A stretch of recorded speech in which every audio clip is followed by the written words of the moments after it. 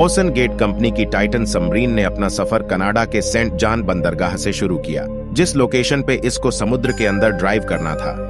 यह Saint John बंदरगाह से 700 किलोमीटर दूर नॉर्थ अटलांटिक ओशन में आगे है और इसी जगह ठंडे पानी के नीचे समुद्र की गहराइयों में टाइटैनिक का शिप मलबा भी मौजूद है। शनिवार 17 जून 2023 को यह सफर शुरू होता है और प्लान के मुताबिक रविवार को सुबह 8 बजे टाइटन को पानी के भीतर उतारा जाना था।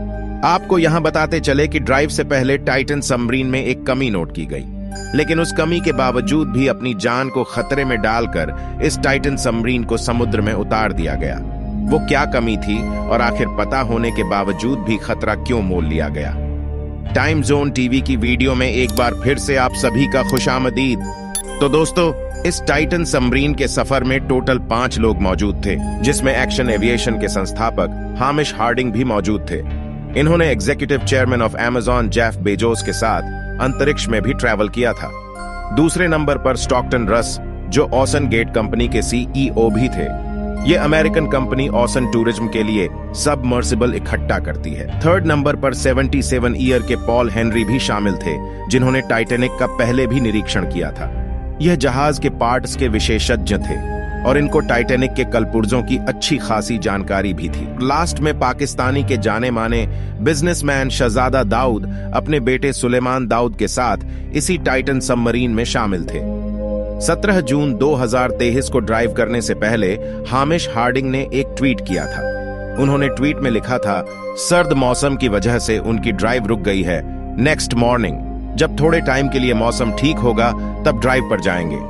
ये 5 जानी मानी हस्ती अपना शौक पूरा करने के लिए वर्ल्ड फेमस टाइटैनिक का मलबा देखने के लिए जा रहे हैं। सन 1912 में डूबने के बाद अगले कई ईयर्स तक इसको खोजने की कोशिशें जारी रही, लेकिन अटलांटिस महासागर की कठिन परिस्थितियों के चलते ये काम आसान नहीं था। फिर 1985 में जाकर फाइनली समुद्र फ्लोर पर RMS टाइटैनिक का रैक मिल ही गया। टाइटैनिक जहाज अपने पीछे इतने सवालात छोड़ गया था, अब इनके जवाब तलाश करने का टाइम आ चुका था। काफी एक्सपेडिशन का इंतजाम किया गया, जिनमें भिन्न भिन्न देशों के विशेषज्ञ और शोधकर्ता ने टाइटैनिक जहाज का रुख किया। फिल्म बनाने वाले कैनेडियन जेम्स कैमरून ने 1995 में टाइटैनिक के मलबे का सैकड़ों बार भ्रमण किया और फिर 1997 में टाइटैनिक फिल्म रिलीज की गई। बाकी रही सही कसर टाइटैनिक फिल्म की सफलता ने पूरी कर दी। इस फिल्म ने हॉलीवुड में ही नहीं बल्कि पूरे वर्ल्ड में इतनी धूम मचाई कि अब टाइटैनिक के डूबे जहाज को देखने का करोड़ों लोगों का सपना बन गया। अर्थात ये कार्य अब सौद के उद्देश्य से नहीं बल्कि जहाज के मलबे को देखने के लिए टूरिस्ट भी जाना शुरू हो गए। माना जाता है कि समुद्र की गहराई तक जाना अंतरिक्ष में जाने से भी कठिन है और इसकी सबसे बड़ी वजह है पानी का दबाव। टाइटैनिक जहाज पानी की सतह से 4000 मीटर यानी कि 4 किलोमीटर है। आप दुबई में बनी बुर्ज खलीफा को देखें और समझ ले कि टाइटैनिक का मलबा 5 बुर्ज खलीफा के बराबर गहराई में स्थित है। इस गहराई में पानी का दबाव 5800 PSI होता है। यह उतना ही है जितना कि इंसान की पूरे शरीर को छोड़कर एक उंगली के 1 स्क्वायर इंच पर पूरे हाथी का वजन रख दिया जाए। तो आप अब अनुमान लगा ले कि एक सबमरीन में कितने स्क्वायर होंगे और उस पर कितना दबाव पड़ता होगा। खैर, रविवार 10 जून 2023 को 12 बजे सबमरीन का सफर शुरू हुआ। सामान्य तौर पर सबमरीन को टाइटैनिक तक पहुंचने में 2 घंटे का समय लगता है, लेकिन 1 घंटे 45 मिनट के बाद मदरशिप पोलर प्रिंस, जो कि ऊपर इंतजार कर रही थी, उनका सबमरीन से कनेक्शन टूट गया।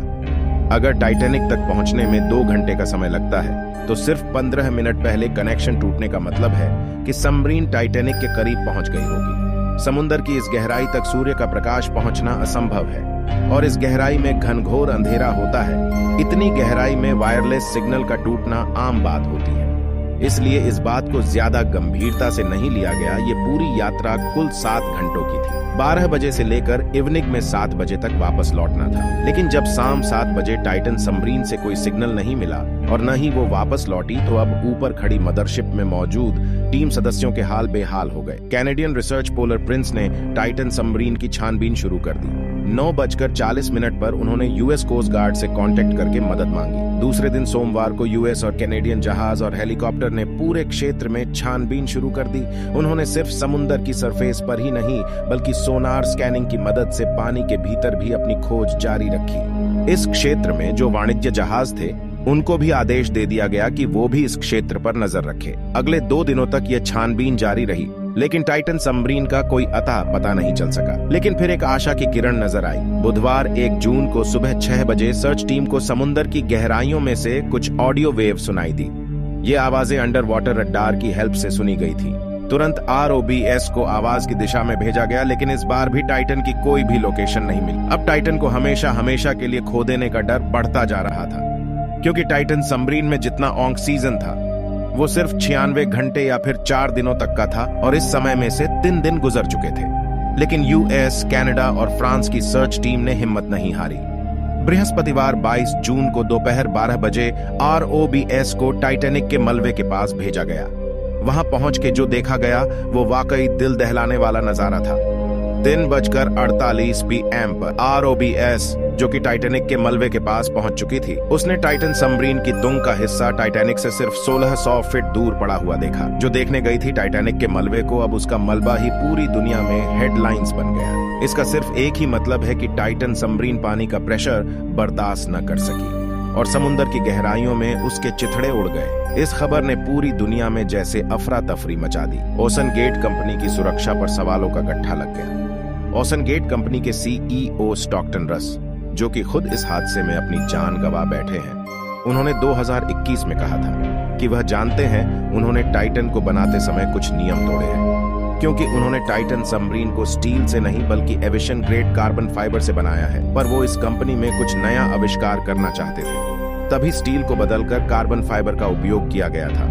टाइटन सबमरीन को लॉन्च से पहले 5000 से 10,000 PSI के दबाव पर टेस्ट भी किया गया था, जिसमें वह सक्सेस हो गई थी। पर विशेषज्ञों का मानना है कि समुद्र के अंदर हजारों तरह का बल पड़ता है, जिसमें न सिर्फ दाब बल्कि पानी का बहाव भी होता है, जो कि ओशन की लहरों से पैदा होता है। इसके अलावा अंधेरे की वजह से यह भी हो सकता है कि कोई भारी पत्थर या फिर समुद्री जीव टाइटन सबमरीन से टकराया हो। कुछ भी हो, टाइटन सबमरीन की तबाही की एक वजह तो इसका कार्बन फाइबर का हाथ था, लेकिन दूसरी वजह इसमें पहले से मौजूद दरारें भी थीं। जी हां, टाइटन सबमरीन 2019 में कार्ल स्टेनले नामी एक बिजनेसमैन को भी लेकर गई थी, और उस वक्त भी उसको ओशन गेट के CEO स्टॉकटन रस ही ऑपरेट कर रहे थे।